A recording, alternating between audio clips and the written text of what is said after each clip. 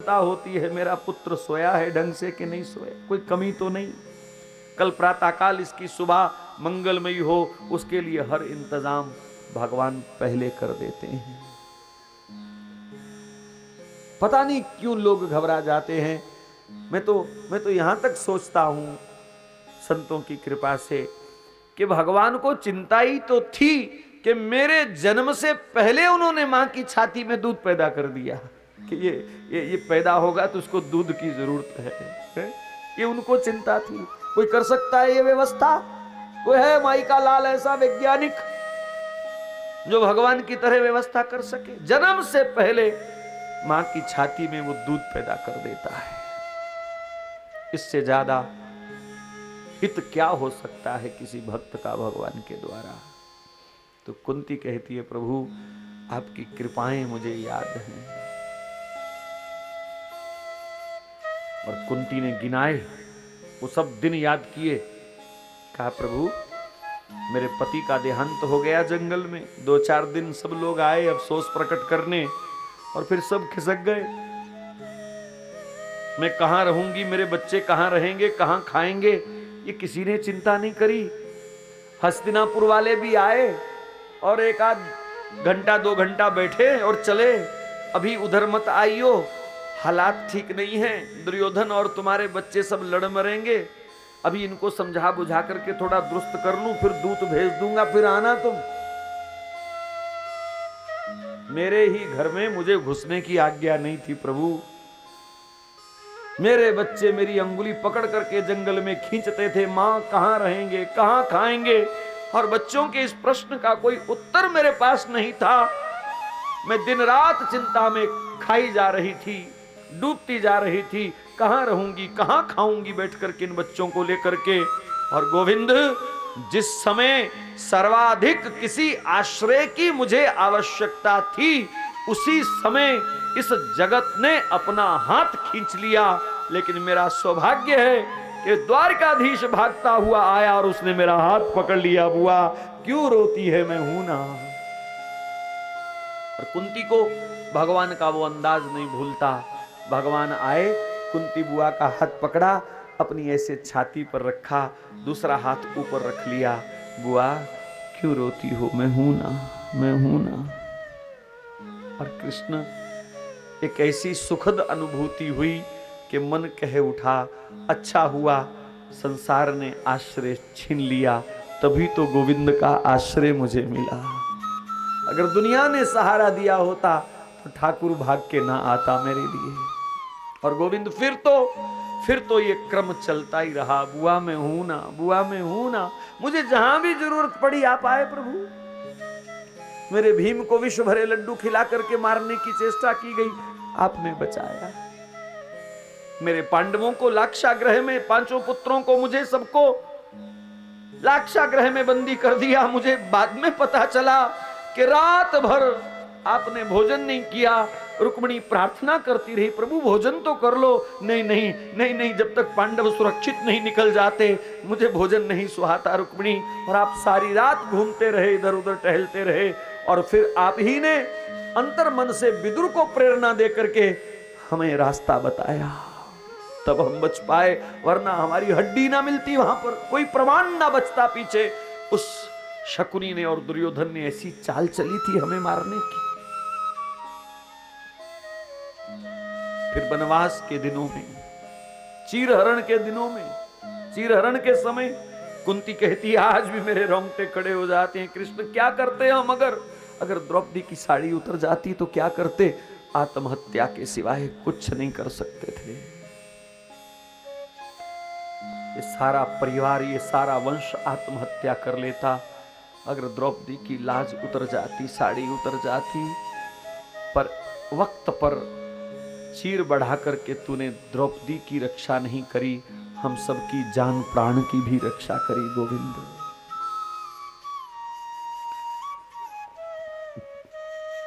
वनवास के दिनों में दुर्योधन ने 10,000 महात्मा भेज दिए दुर्वासा जी के संग। जाओ मेरे भाई जंगल में रहते हैं, उनके यहां बैठ करके जीमो।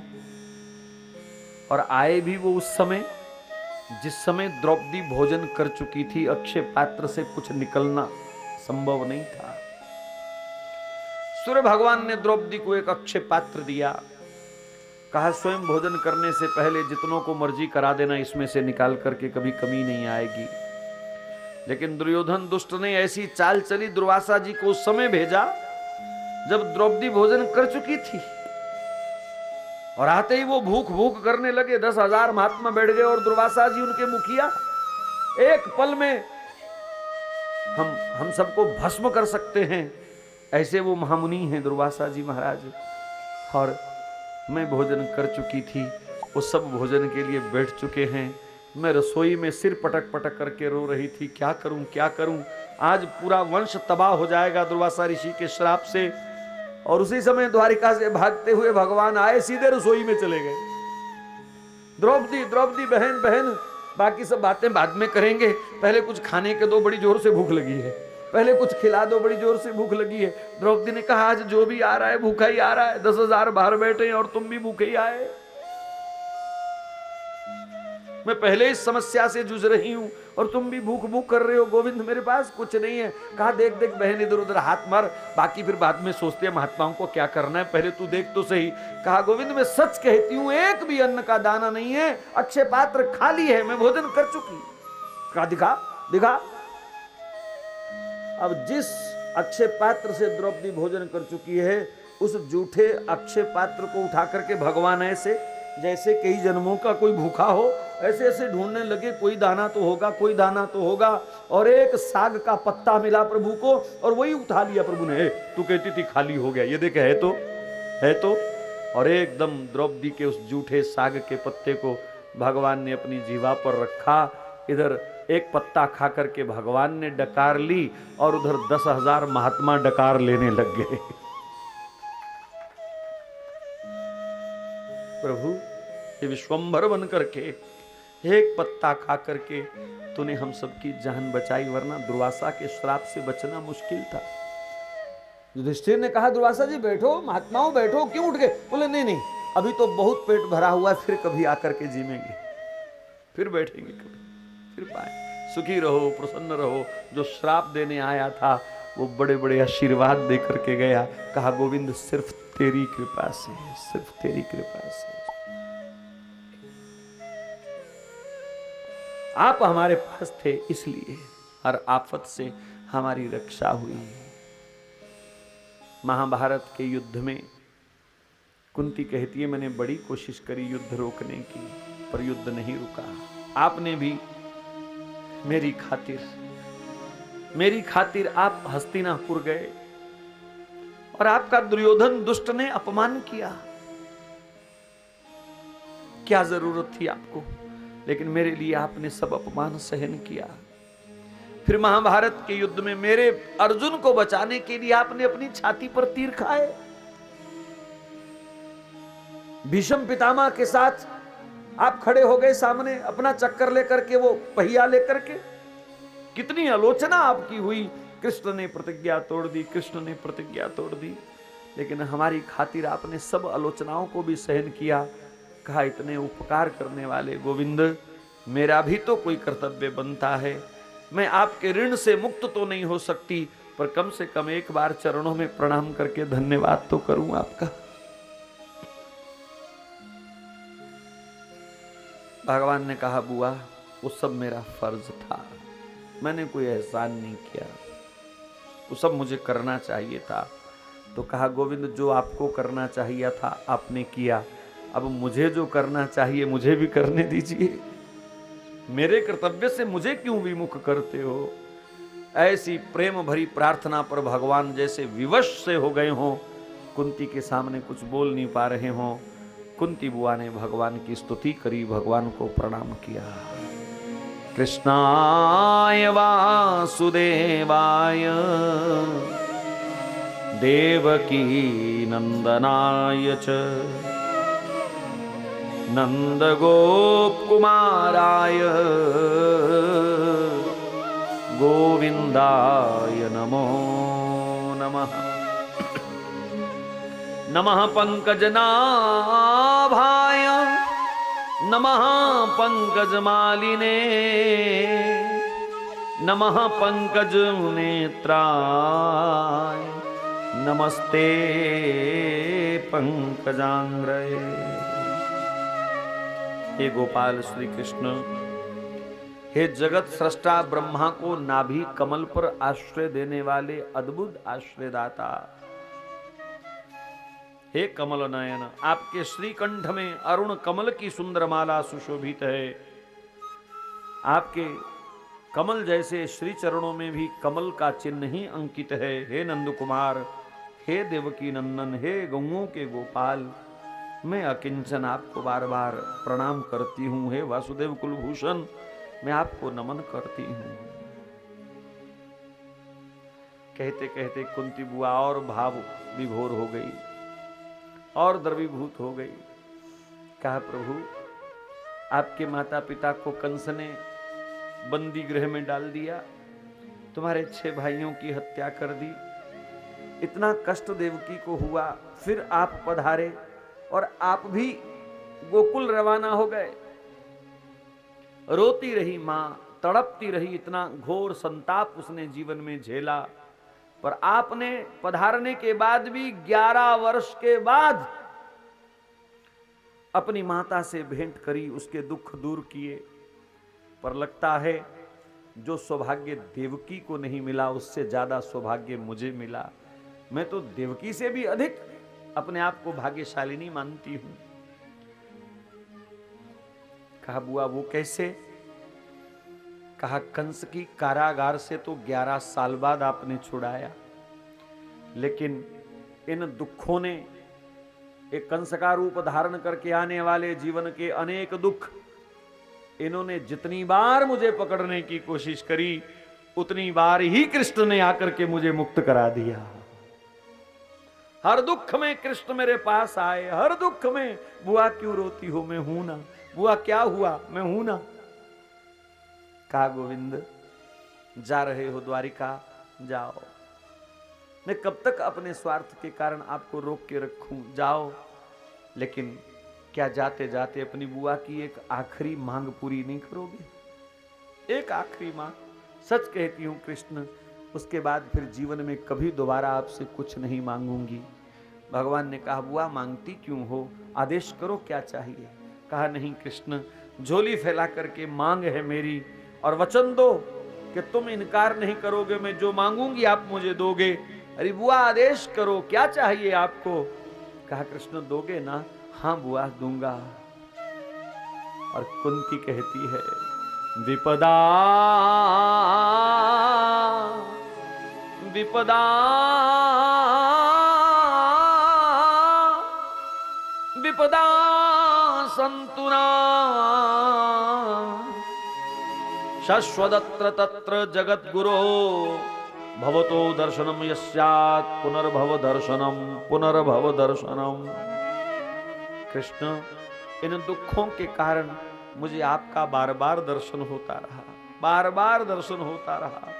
इसलिए गोविंद, जाते जाते मुझे विपदाओं का वरदान दे जाओ, दुखों का वरदान दे जाओ। मैं जब तक जिंदा रहूं, रोज कोई ना कोई दुख मेरे जीवन में आवे, ताकि हर दुख की घड़ी पर कृष्ण मेरा हाथ पकड़ करके पूछे, बुआ क्यों रोती हो, मैं हूं ना, मैं हूं ना।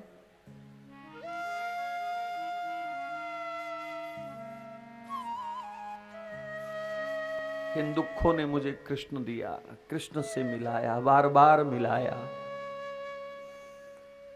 सुख के माथे सिल पड़े जो प्रभु की याद भुलाए, बलिहारी वा दुख की जो पल पल याद कराए।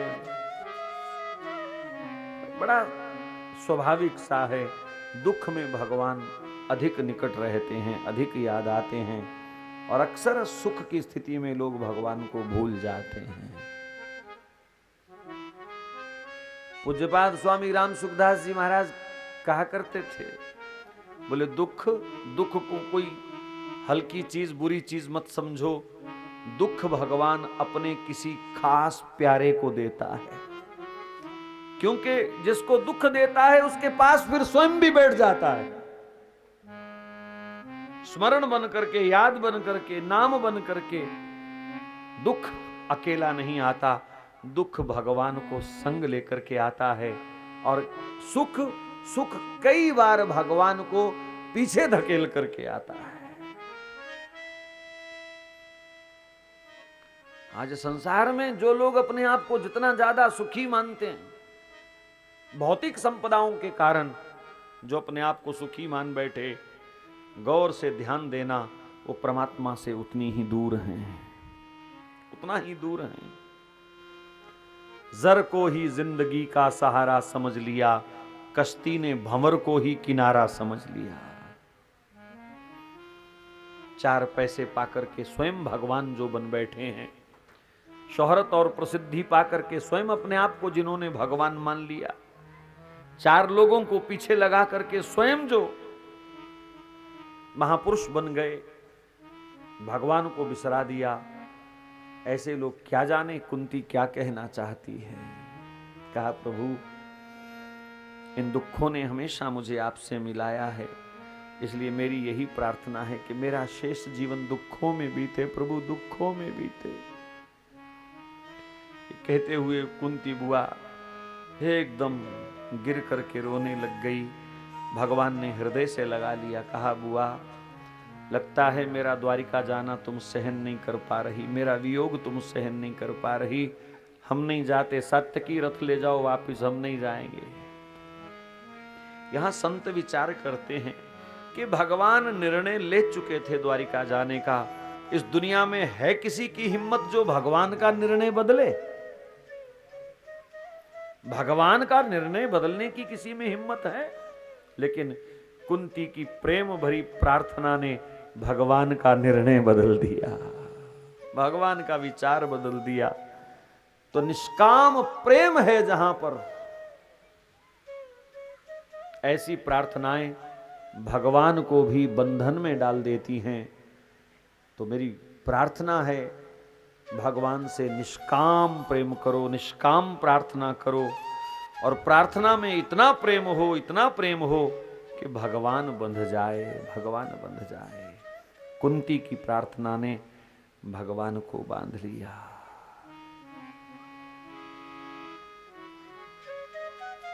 सब पांडव बड़े खुश हुए, आंसू पोंछ करके सबके हृदय में एक अद्भुत शांति आई। और कुछ दिन बीते, पांडव अक्सर सोने से पहले भगवान श्री कृष्ण के निकट बैठते थे, खूब चर्चा करते थे, सत्संग करते थे, और फिर सब अपने अपने कक्ष में सोते थे। एक दिन ऐसा हुआ कि देर रात तक 5 भाई श्री कृष्ण के संग बैठे। अंदाजे से कह रहा हूं 11-12 बजे तक बैठे होंगे रात्रि। और फिर सब प्रभु आप सो जाओ, सब चले गए। और अपने कक्ष में पहुंचने के बाद युधिष्ठिर के मन में फिर मिलने की लालसा जागृत हो गई। अभी आए हैं, फिर मिलूं, फिर देखूं, फिर उनके सानिध्य में बैठूं, ऐसी लालसा। कमरा अपना कक्ष जो है खाने को पड़ रहा है।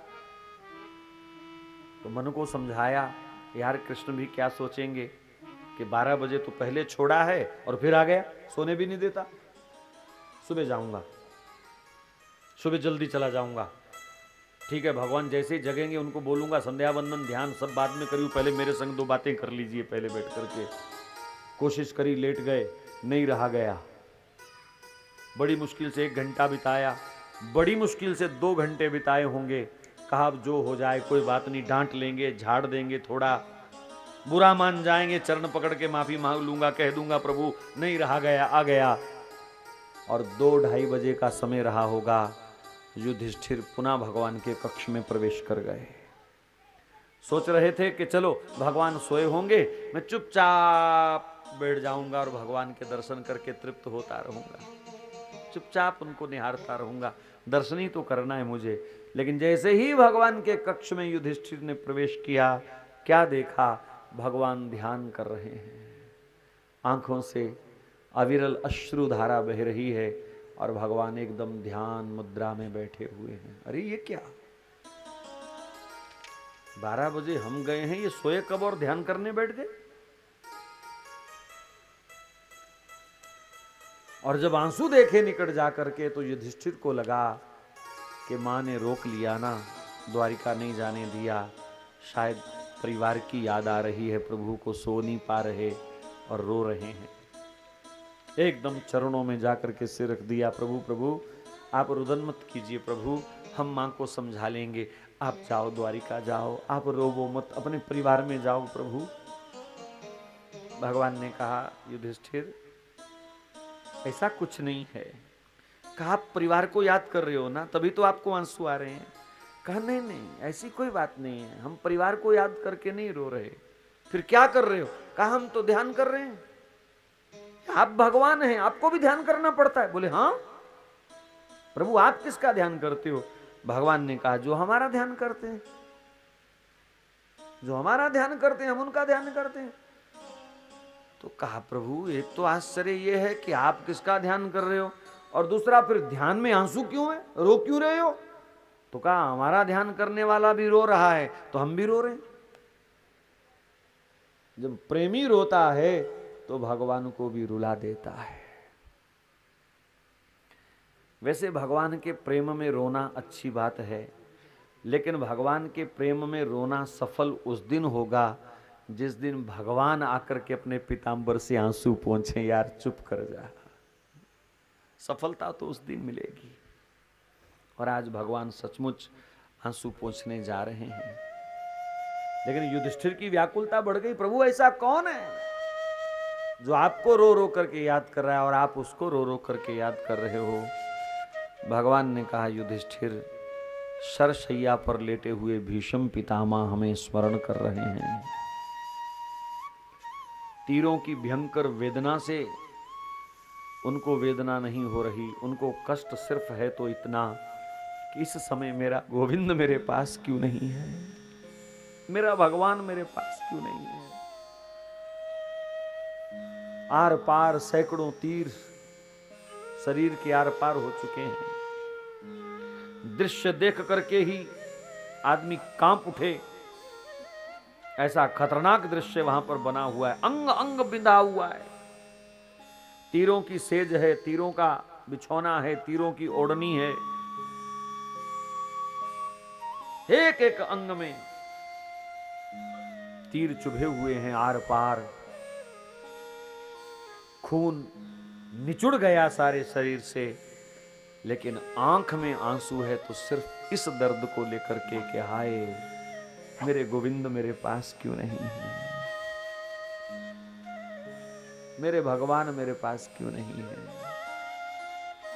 ये कितनी बड़ी बात है। इतने बड़े दैहिक दुख को भूल करके और अपने भगवान को याद कर करके रोना।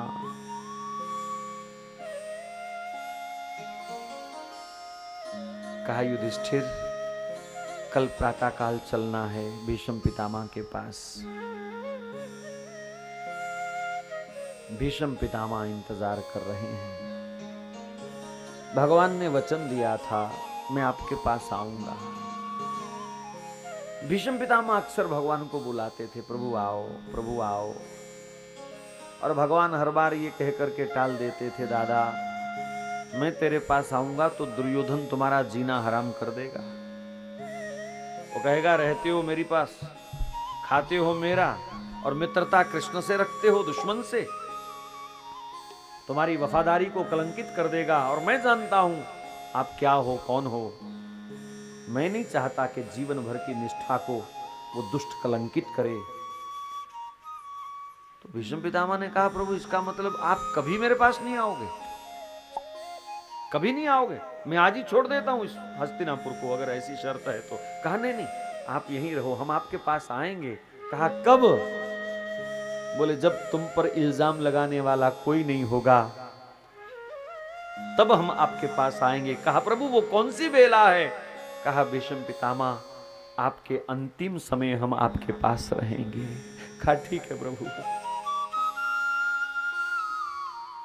देहांत काले तुम सामने हो, बंसी बजाते मन को लुभाते, गाता यही मैं तननाथ त्यागू, गोविंद दामोदर माधवेती।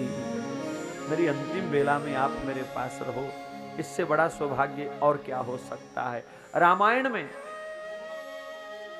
बाली की अंतिम बेला में भगवान पास खड़े हैं।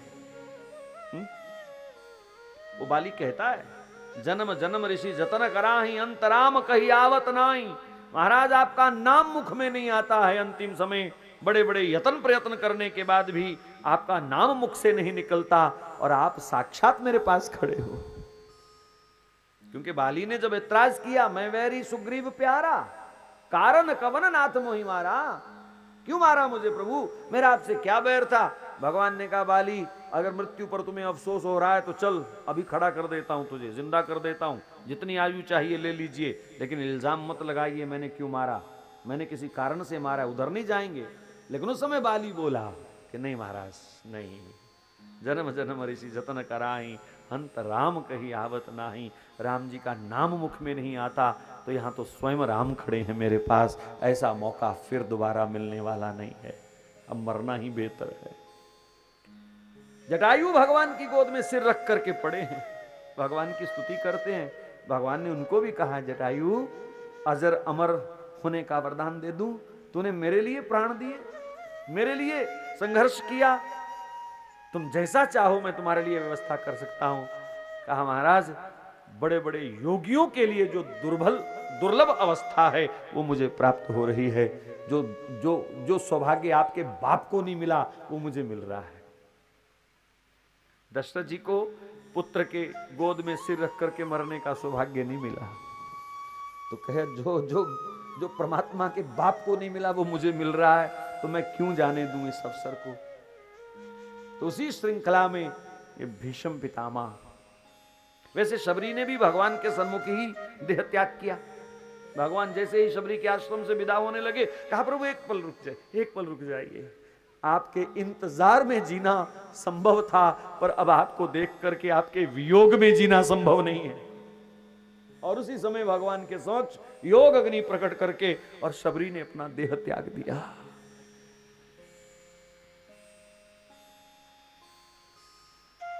इंतजार में जी सकती थी, जी लिया, क्योंकि मिलने की उम्मीद थी, पर मिल करके बिछुड़ना ये मेरे बस की बात नहीं प्रभु, बस अब जाने दीजिए। योग अग्नि प्रकट करती। एक युग में कुछ गिने चुने लोगों को ऐसा सौभाग्य मिलता है, और इस द्वापर युग में अंत में भीष्म पितामह को ऐसा सौभाग्य मिल रहा है। इधर भगवान चल दिए, पांडवों को संग ले लिया। बड़े बड़े ऋषि मुनि महात्मा, जिसको भी पता चला कि आज कुरुक्षेत्र के मैदान में भीष्म पितामह से मिलने भगवान पधार रहे हैं, बड़े बड़े ऋषि मुनि महात्मा सब चल दिए। वेद व्यास जी जैसे लोग भी चल दिए। वैसे भी कहते हैं महापुरुषों का अंतिम समय का जो दर्शन होता है वो बड़ा कल्याणकारी होता है, बड़ा प्रेरणादायक होता है, क्योंकि महापुरुषों का मरण ही दिव्य होता है। जन्म तो चोर और साधु का एक जैसा, लेकिन महापुरुषों का मरण दिव्य होता है, उसका दर्शन करना चाहिए। और सब महात्मा लोग इस विचार के साथ भीष्म पितामह के अंतिम दर्शन के लिए चल दिए। इधर भीष्म पितामह के रोम रोम से आवाज आ रही है, हे गोविंद, हे गोपाल, हे गोविंद, हे गोपाल, हे गोविंद, हे गोपाल, हे गोविंद, हे गोपाल, हे दयाल लाल, हे दयाल लाल, ओ हे दयाल लाल, हे दयाल लाल, हे गोविंद, हे गोपाल, हे गोविंद, हे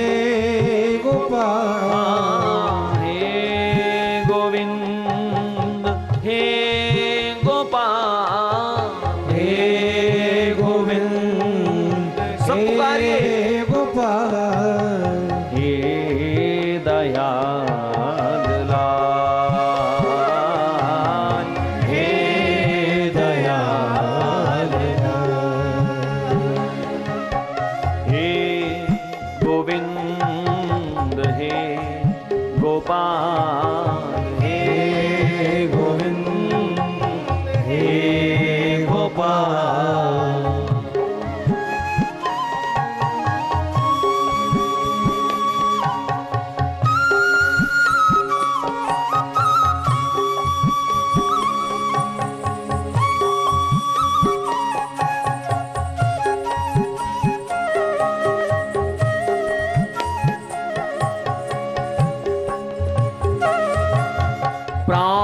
प्राणनाथ अनाथ सखे, प्राणनाथ अनाथ सखे, प्राणनाथ अनाथ सखे, प्राणनाथ अनाथ सखे, प्राणनाथ अनाथ सखे, प्राणनाथ अनाथ सखे, प्राणनाथ अनाथ सखे, प्राणनाथ अनाथ सखे, निज दीन दर्द निवार, दीन दर्द निवार। हे गोविंद हे गोपाल, हे गोविंद हे गोपाल, हे गोविंद हे गोपाल, हे गोविंद हे गोपाल, हे दयाल लाल, हे दयाल हे दयाल लाल, हे दयाल लाल।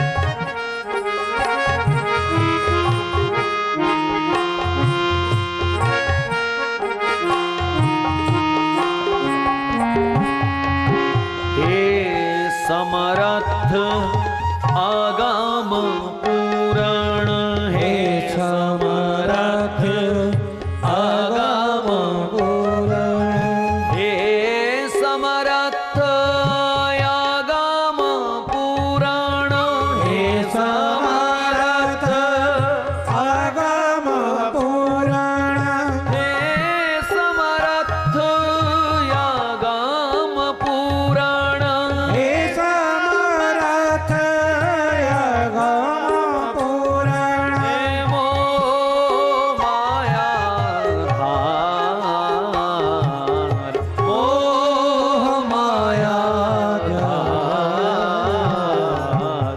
हे गोविंद हे गोपाल, हे गोविंद हे गोपाल, हे दयाल लाल, हे दयाल दयाल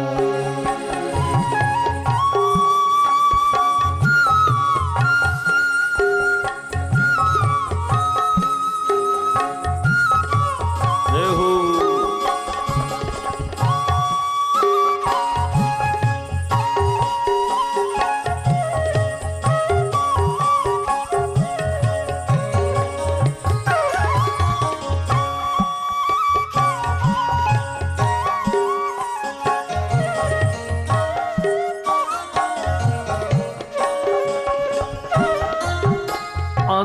अंधकूप महाभयान, अंधकूप अंधा कुआं ये भवसागर, अंधकूप महाभयान, अंधकूप महाभया, अंधकूप महाभयान, महाभयान नानक पार उतार, नानक पार उतार। हे गोविंद हे गोपाल, हे गोविंद हे गोपाल हे दयाल लाल, हे दयाल लाल, हे गोविंद हे गोपाल, हे गोविंद हे गोपाल हे दयाल लाल, हे दयाल हे गोविंद हे गोपाल, हे गोविंद हे गोपाल हे गोविंद हे गोपाल, हे गोविंद हे गोपाल हे गोविंद हे गोपाल। हे गोविंद गाइए गाइए। गोपाल हे गोविंद हे गोपाल, हे गोविंद हे गोपाल हे गोविंद हे गोपाल, हे गोविंद हे गोपाल हे गोविंद हे गोपाल, हे गोविंद हे गोपाल गोविंद चले आओ, गोपाल चले आओ, गोविंद चले आओ, जय हो चले आओ हे गोविंद चले आओ, गोपाल चले आओ, गोविंद चले आओ, गोपाल चले आओ हे मुरलीधर माधव नंदलाल चले आओ, हे मुरलीधर माधव नंदलाल चले आओ, गोविंद चले आओ, गोपाल चले आओ, चले आओ गोपाल चले आओ हे गोविंद चले आओ, गोपाल चले आओ, गोविंद चले आओ, गोपाल चले आओ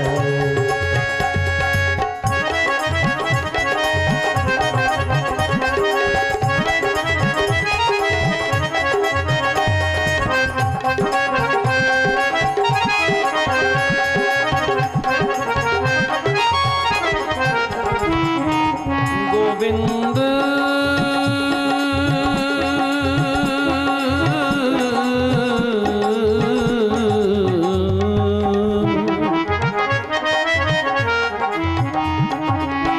हे गोपाल,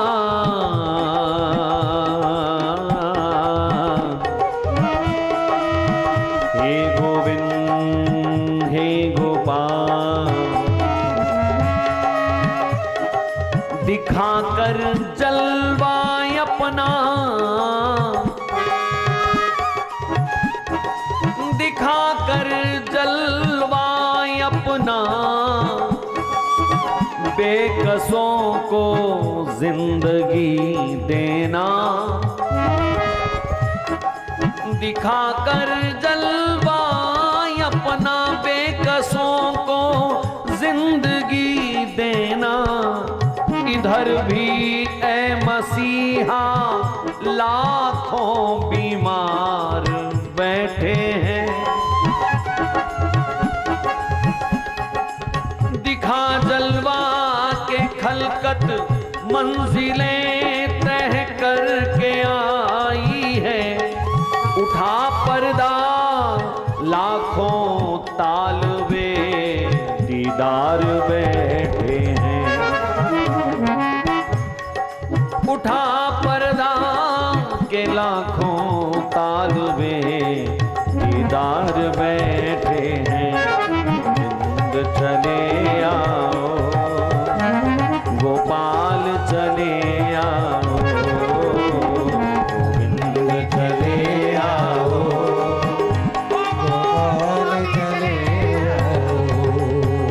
हे मुरलीधर माधव नंदलाल चले आओ। मुरलीधर माधव नंदलाल चले आओ। गोविंद चले आओ गोपाल चले आओ, गोविंद चले आओ गोपाल चले आओ। आना तो है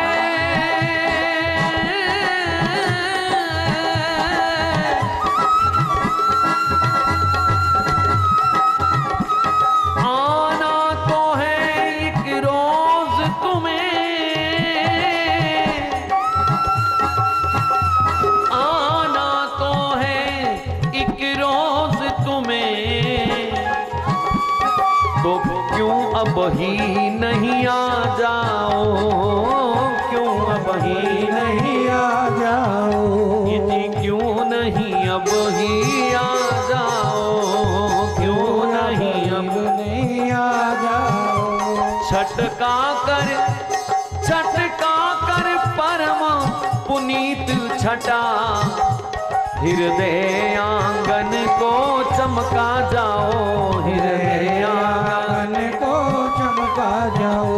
हृदय आंगन को चमका जाओ, हृदय आंगन को चमका जाओ। हम रम जाएं तुम में सारे, हम रम जाएं तुम में सारे, तुम सारे हम में समा जाओ। प्रेमी प्रीतम का भेद मिटे, प्रेमी प्रीतम का भेद मिटे। इस उलझन को सुलझा जाओ, हिंद चले आओ गोपाल चले आओ, गोविंद चले आओ गोपाल चले आओ। गोविंद चले आओ गोपाल चले आओ, गोविंद चले आओ गोपाल चले आओ। हे मुरलीधर माधव, हे मुरलीधर माधव नंदलाल चले आओ, गोविंद चले आओ गोपाल चले आओ। गोविंद चले आओ गोपाल चले आओ, गोविंद चले आओ गोपाल चले आओ। हे कन्हैया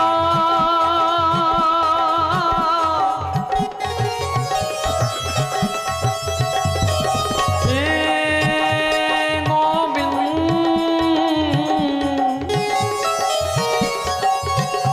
मैंने तुम्हें दिल दिया था, मैंने तुम्हें दिल दिया था। ये मेरे एतबार की हद थी, मैंने चाहा था तुमको दिलबर। ये मेरे प्यार की हद थी। तेरी हरकतें सह सह के भी मैंने उफ तक ना की। तेरी हरकतें सह सह के भी मैंने उफ तक ना की, ये मेरे सब्रो करार की हद थी। पर मरने के बाद भी खुली रह जाएंगी आंखें, ये मेरे इंतजार की हद थी। गोविंद चले आओ, गोपाल चले आओ, गोविंद चले आओ, गोपाल चले आओ। हे मुरलीधर माधव नंदलाल चले आओ, हे मुरलीधर माधव नंदलाल चले आओ, गोविंद चले आओ, गोपाल चले आओ, गोविंद चले आओ, गोपाल चले आओ। गोविंद चले आओ, गोपाल चले आओ। कृष्ण कन्हैया लाल की जय। मरने के बाद भी खुली रह जाएंगी मेरी आंखें, ये मेरे इंतजार की हद थी। ऐसी ही कुछ हठ लेकर के ठान ठान के भीष्म पितामह उस मरणासन शैया पर पड़े हैं। गोविंद, आपने कहा था मैं अंतिम समय आपके पास रहूंगा, तो मेरा अंतिम समय वही होगा जब आप मेरे पास होगे। मैं पहले कैसे मर सकता हूं? भीष्म पितामह को इच्छा मृत्यु का वरदान है, इतना कष्ट सहने की उन्हें जरूरत नहीं थी। मैं समझता हूं बड़ी बड़ी खतरनाक मृत्यु के दृश्य जीवन में देखने को मिलते हैं, लेकिन भीष्म पितामह जैसी कष्टदायी मृत्यु शायद किसी की कभी नहीं हुई होगी युगों युगों तक। अंग अंग बिंधा हुआ है। और भीष्म पितामह को मां गंगा ने वरदान दे रखा था, बेटे जब चाहो, जब जिंदगी बोझ लगे तुम प्राण छोड़ सकते हो। ये गंगा माता का आशीर्वाद था भीष्म पितामह को।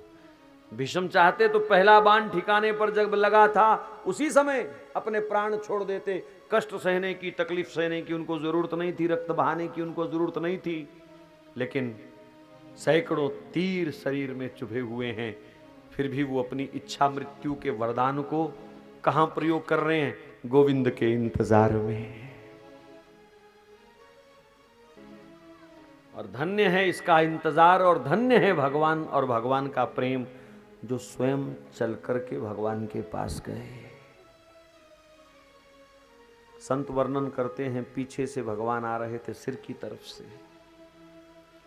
और अभी काफी दूर थे।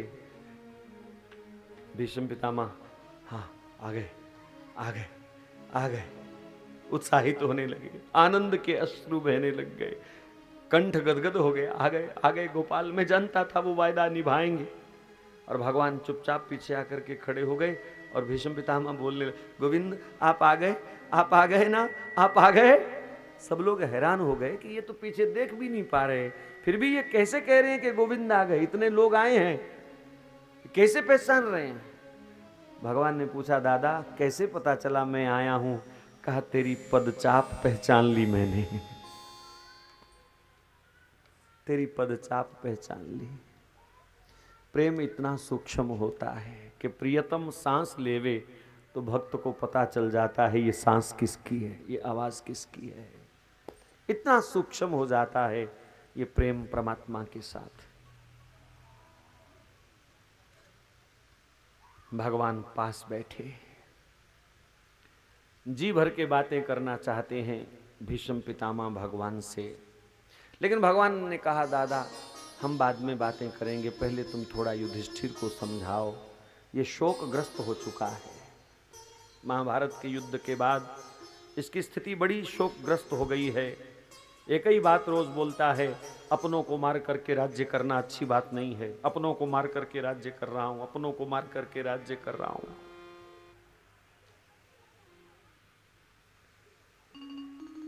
युद्ध के पहले जो स्थिति अर्जुन की थी, युद्ध के बाद वही स्थिति युधिष्ठिर की हो गई है।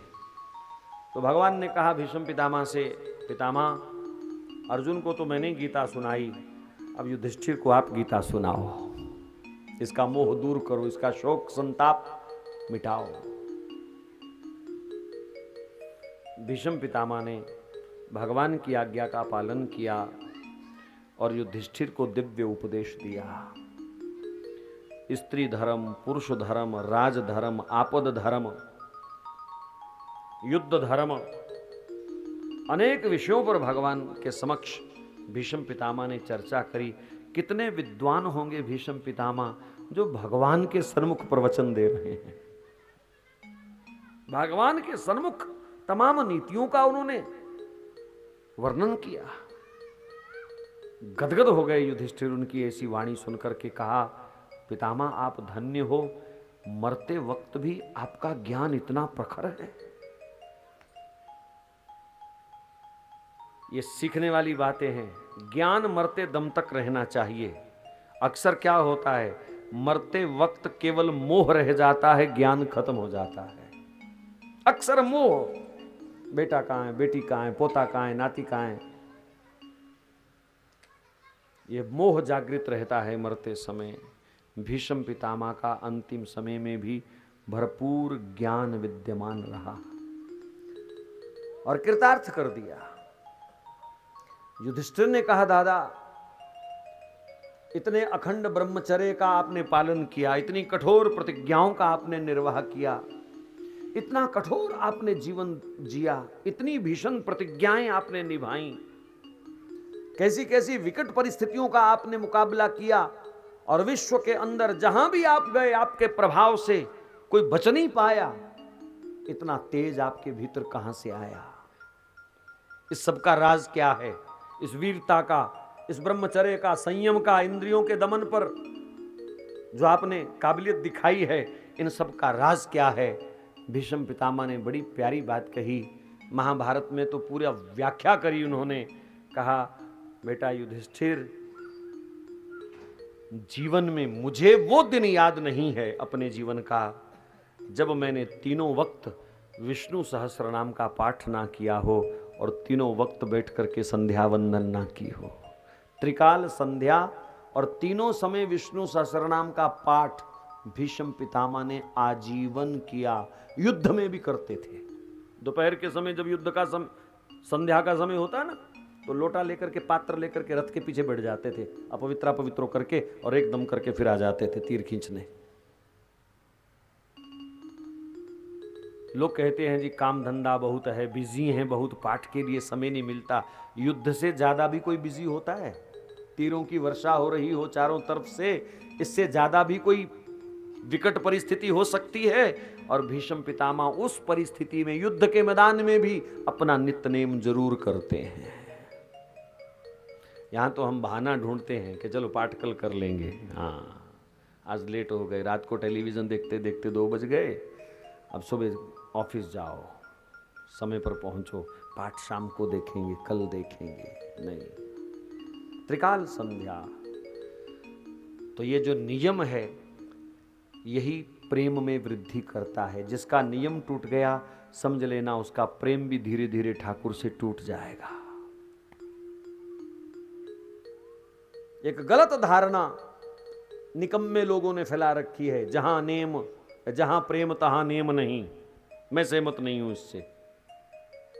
जिसका नेम नहीं उसका प्रेम भी नहीं।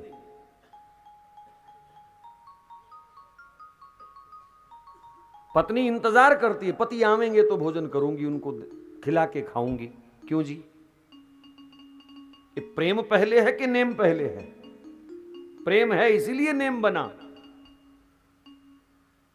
और नेम जो है वो प्रेम का निर्वाह, एक दूसरे के पूरक हैं दोनों। नेम कब टूट सकता है, कब नेम छोड़ा जा सकता है? मोटी बात कहूं, जिस दिन नोट की पहचान भूल जाए आपको, प्रभु प्रेम में है 1000 वाला है कि 500 वाला है कि 100 वाला है कि 2 वाला है, जिस दिन ये भी खबर ना रहे, जिस दिन अपने घर में घुसते घुसते किसी और के घर में और किसी और को भी, अरे यार मैंने सोचा मेरा घर है, जिस दिन कपड़े उल्टे सुल्टे पहनना शुरू हो जाओ, जिस दिन किशनगढ़ जाते जाते इधर पीछे वाले रोड की बस पकड़ लो, ये भी ध्यान ना रहे कि वो किशनगढ़ को रास्ता कौन जाता है और करकेड़ी कौन सा जाता है। ऐसी स्थिति अगर प्रभु प्रेम में ऐसा पागलपन आ जावे, रोटी बाजरे की है कि सब्जी पनीर की है कि आलू के है, जिस दिन पनीर और आलू में भी आपको अंतर नजर ना आवे प्रभु प्रेम में, वैसे कोई पागल हो जाए तो फिर आगरा जावे। हाँ, वहां अच्छा इलाज होता है। लेकिन प्रभु प्रेम में ऐसी दीवानगी आवे, उस दिन भले ही नेम छूट जावे। व्यास भरोसे कुमरी के सोवत पाऊं पसार है, मैं तो सो करके भी भजन कर लेता हूं कि उस परम अवस्था को प्राप्त कर लिया। भीष्म पितामह ने एक और बड़ा प्यारा प्रश्न युधिष्ठिर के प्रश्न का उत्तर दिया। युधिष्ठिर ने कहा, और आज के समय में बहुत जरूरी प्रश्न, मानने वाला, जीवन में करने वाला। युधिष्ठिर कहता है भीष्म पितामह से, पितामह अभी द्वापर युग चल रहा है, धन दौलत के लोभ लालच ने, जमीन जायदाद के लोभ लालच ने इंसान को इतना गिरा दिया कि महाभारत का युद्ध हो गया। कलयुग में क्या हाल होगा? 5 गांव के लिए तो लड़ाई शुरू हुई थी, 5 गांव दे दे, सुच्च अग्रम ना दास्यामी बिना युद्धेन केशव, सुई की नोक के बराबर नहीं दूंगा। तो बोले द्वापर युग में धन दौलत जमीन जायदाद ने इतना झगड़ा करा दिया, पाप करा दिया, लगभग 65 से लेकर के 70 लाख लोग मरे महाभारत के युद्ध में। तो बोले कलयुग में क्या हाल होगा? कलयुग में मानवता की रक्षा का उपाय बताओ पितामह। मनुष्य की रक्षा कैसे होगी, मानवता की रक्षा कैसे होगी? शरशैया पर लेटे हुए भीष्म पितामह अपने जीवन भर के अनुभव से कहते हैं, युधिष्ठिर कलयुग में मानवता की रक्षा की चिंता मत करो, कलयुग में अगर चिंता करनी है तो गौ माता की रक्षा की चिंता करो। गौ माता की रक्षा कैसे हो? अगर गाय बच गई तो मानवता को कोई खतरा नहीं, और गाय मर गई तो फिर मानवता को भी कोई बचा नहीं पाएगा। ये मरते हुए भीष्म पितामह के शब्द हैं। और आज हम देख रहे हैं, जब से इस देश के अंदर गौ माता की सेवा हमने छोड़ी, तब से बीमारी घर घर में बैठी हुई है। रोग शोक के समाचार चारों तरफ से मिल रहे हैं। इस देश में कोई समस्या नहीं, मैं व्यासपीठ से कहता हूं, कोई समस्या नहीं। ये भ्रष्टाचार, ये आतंकवाद, ये भूखमरी, ये लूटपाट की वारदातें, ये सब इसलिए हैं क्योंकि इस देश में गौ माता का वध हो रहा है, और कोई कारण नहीं है, कोई कारण नहीं है। सूरज चढ़ने से पहले लगभग 1 लाख गौवंश जितना काट दिया जाता है इस देश में। कहां से सुखाएगा? लगभग, ये तो प्रमाणिक आंकड़े हैं। और गैर कानूनी ढंग से कितनी हत्या होती है उसका कोई अनुमान नहीं है अभी।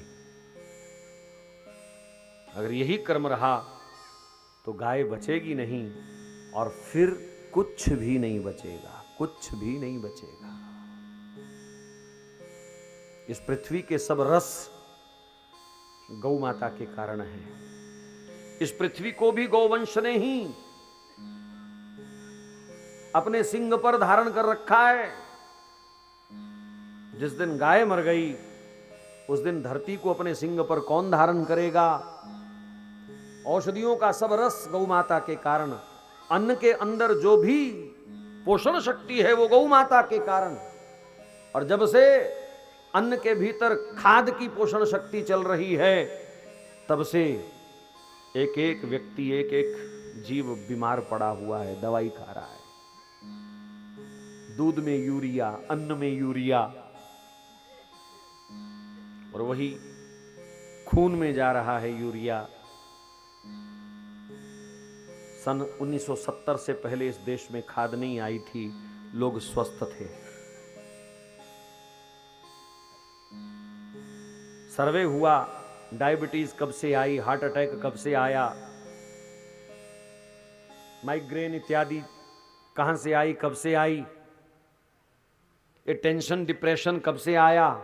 1970 के बाद आया, जब से अन्नदाता किसान ने गौ माता की अवहेलना करके और खाद के ऊपर जोर दिया। पहले मुफ्त में उन्होंने खाद बांटी, लियो थोड़ा सैंपल चेक करके, और बाद में फिर आज वो खाद जो है वो हमको खा रही है। देश का 10 लाख करोड़ रुपया प्रतिवर्ष, 10 लाख करोड़ रुपया खाद पर खर्च होता है, और उस खाद से होने वाली बीमारियों से निपटने के लिए 10 लाख करोड़ रुपए की ही विदेशों से दवा मंगानी पड़ती है आदमी के लिए। 20 लाख करोड़ रुपया इस देश का प्रति वर्ष इसी बात में जा रहा है। पहले माताएं बहनें दूध का दोहन करते करते गाय के दूध की झाग थोड़ी सी मुंह पे मल लेती थी, एकदम रूप रंग सही रहता था, ब्यूटी पार्लर नहीं जाना पड़ता था। अब आंकड़े बताते हैं 5.5 लाख करोड़ रुपए का इस देश के अंदर माताएं बहनें क्रीम पाउडर इस्तेमाल करती हैं विदेशी। 5.5 लाख करोड़ रुपए का। अगर मैं कुल आंकड़े बताऊं तो केवल गौ माता की अवहेलना के बाद उसमें दूध, मावा, पनीर इत्यादि ये सब आइटमें अगर मिला दी जाएं तो लगभग 25 लाख करोड़ रुपया इस देश का प्रति वर्ष इन्हीं कारणों पे खर्च हो रहा है। और अगर यही 25 लाख करोड़ रुपया अमेरिका का कर्ज इत्यादि जो 17-18 लाख करोड़ का है वो उतार दिया जावे तो हमारे भारत का रुपया एक दिन में डॉलर के बराबर आ जाता है।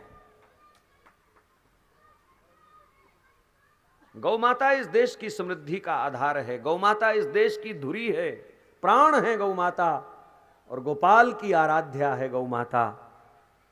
और आज गौ माता के प्रांगण में बैठ करके हम कथा श्रवण कर रहे हैं, प्रतिज्ञा लेकर के जाओ कि जीवन में गौ माता की सेवा करेंगे। घर में गाय पालो, नहीं पाल सकते तो कम से कम एक, बाकी समर्थ के अनुसार 10-20 जितनी मर्जी, लेकिन एक गाय की जिम्मेवारी किसी न किसी माध्यम से, गौशाला के माध्यम से, किसी भी और प्रकार से कम कम एक गाय की सेवा प्रत्येक कमाने वाले एक व्यक्ति के द्वारा होनी चाहिए। अन्यथा अगर गाय मर गई, ये भीष्म पितामह के अंतिम शब्द हैं, गाय मर गई तो मानवता को कोई बचा नहीं पाएगा। देश के अंदर जागृति आई है, आप सब लोग भी थोड़ा सा उसमें जुड़े, अगर नहीं जुड़े हो तो जरूर जुड़ो। गोपाल की सेवा जितनी जरूरी है उससे ज़्यादा इस समय गाय माता की सेवा की आवश्यकता है। भगवान ने कहा, मेरा निवास स्थान सुन लो दुनिया वालों, गवाम मध्य बसाम्य हम, मैं गौओं के बीच निवास करता हूँ। तो गोपाल तो रहते ही गौओं के बीच हैं, हम कहाँ ढूंढ रहे हैं? गाय को छोड़ करके गोपाल की हम कल्पना भी नहीं कर सकते अपने जीवन में कि वो आएंगे, वो मिलेंगे। इसलिए गौ माता की सेवा करो। ये भीष्म पितामह की एक अंतिम आज्ञा समझ लीजिए, अंतिम उनकी दूरदृष्टि का एक सुझाव समझ लीजिए, अति आवश्यक है। और चर्चा करेंगे इस विषय पर आगे। भीष्म पितामह ने फिर भगवान के साथ भी अपने दिल की बातें करी, मन हल्का हुआ, भगवान का हाथ पकड़ करके और खूब प्रेम लिया, स्नेह लिया, और फिर प्रार्थना करी, बस गोविंद अब चलना चाहता हूँ। और भगवान के नेत्रों में नेत्र मिलाए हुए भीष्म पितामह ने फिर सदा सदा के लिए अपने नेत्र बंद कर लिए। बोलो कृष्ण कन्हैया लाल की। भगवान भी उदास हुए, भगवान की आंख में भी आंसू आया जब भीष्म पितामह के प्राण निकले। कैसी भक्ति रही जीवन की कि जिसकी मृत्यु पर भगवान भी आंख से आंसू बहाते।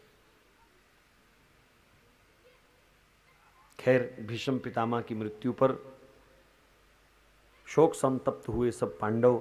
फिर भगवान ने युधिष्ठिर को पूरी विधि विधान से अंतिम संस्कार करने की आज्ञा दी।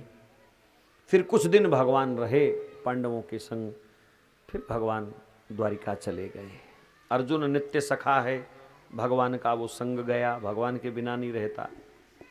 और वहाँ जाकर के भगवान ने पूरी लीला को विश्राम देने का इरादा कर लिया।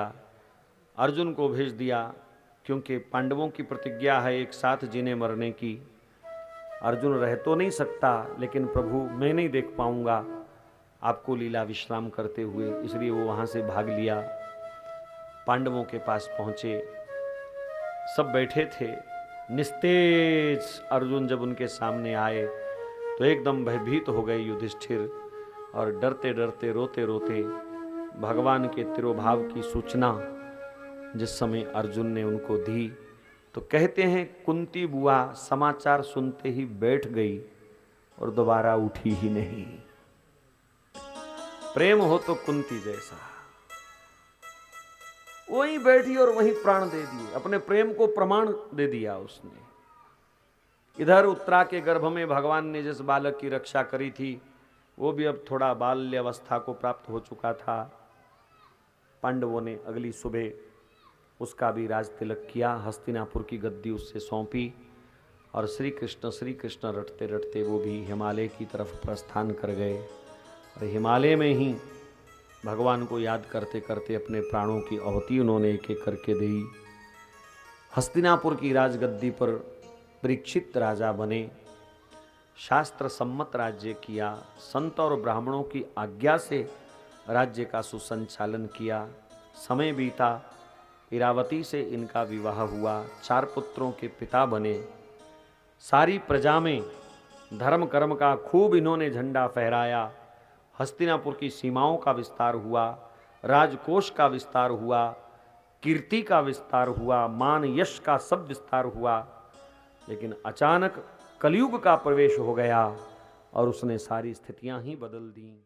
श्री भागवत भगवान की आरती, पापियों को पाप से है तारती।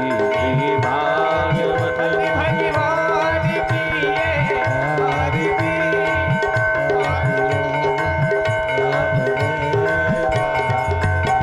ये अमर ग्रंथ, ये मुक्ति पंथ, ये पंचम वेद निराला है। नवज्योति जगाने वाला है। हरि नाम यही हरि ध्यान, यही जग के मंगल की आरती।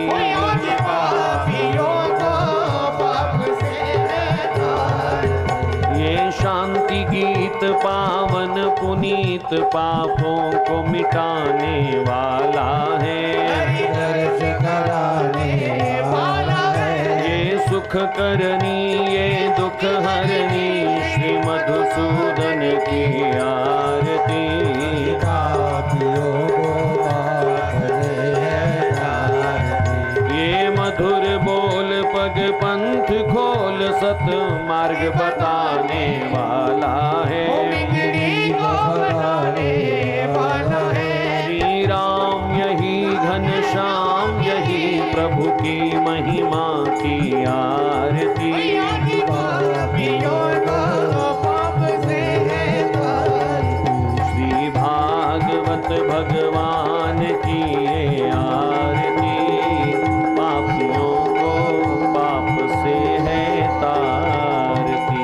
हमारो धन राधा, श्री राधा, श्री राधा, हमारो धन राधा, श्री राधा श्री परम धन राधा, राधा राधा राधा राधा।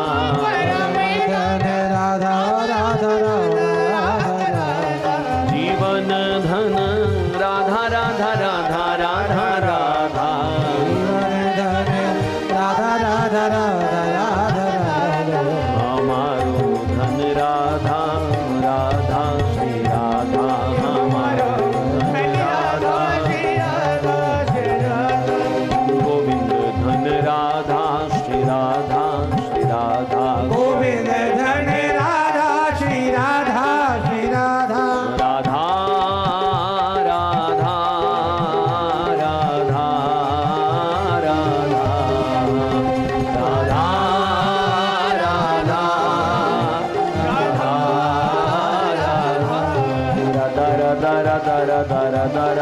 राधा राधा राधा राधा राधा श्री राधा राधा राधा राधा राधा राधा राधा राधा राधा राधा राधा। राधा राधा राधा राधा राधा राधा राधा राधा